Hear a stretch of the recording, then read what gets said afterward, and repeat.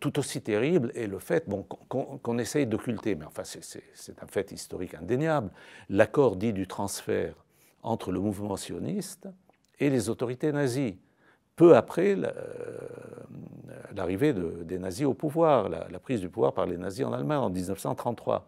La même année, vous avez peu après un accord entre les nouvelles autorités nazies et le mouvement sioniste, en vertu duquel les Juifs quittant l'Allemagne peuvent, en partant en Palestine et uniquement en Palestine, emporter une partie de leurs biens. Ailleurs, ils ne peuvent pas. Donc c'est une façon de les obliger à partir en Palestine. On était dans... Bon, il faut se souvenir que de 1933 à 1941, mais en particulier à 1939, le début de la Deuxième Guerre mondiale, les nazis étaient dans l'épuration ethnique, pas encore dans le génocide. Donc c'était débarrasser l'Allemagne des Juifs, hein, c'est Judenrein, faire de l'Allemagne une Allemagne sans Juifs, quoi.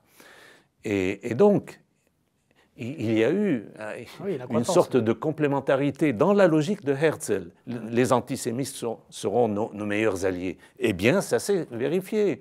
Les plus antisémites possibles, ce qui sont les nazis, eh bien, ont travaillé avec le mouvement sioniste pour organiser l'émigration des Juifs allemands vers la Palestine. Et à un certain moment, quand la Grande-Bretagne avait décidé de limiter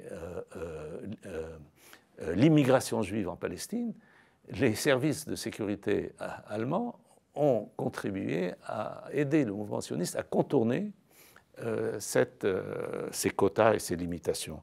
Bon, tout cela, vous avez, bon, il y a un excellent livre qui n'a pas été, je dirais presque, et pour cause, traduit en français par un universitaire au-dessus de tout soupçon, qui s'appelle Francis Nicosia, qui est, bon, et quelqu'un qui le fait vraiment sans...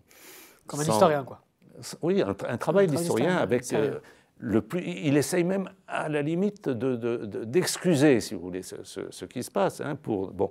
Mais il vous montre, et vous allez voir des choses, y compris avec des photos et tout, les camps d'entraînement que les autorités nazies avaient, y compris entraînement à l'agriculture et autres, hein, avaient créé pour aider l'entreprise sioniste, pour aider le mouvement sioniste. Bon, si vous dites ça aujourd'hui, des gens poussent les cris. Mais il n'y a pas à crier, ce sont des faits historiques. Ça ne veut pas dire que les sionistes sont des nazis, des choses comme ça. Ce sont des réalités historiques qui correspondent parfaitement au schéma développé par Herzl.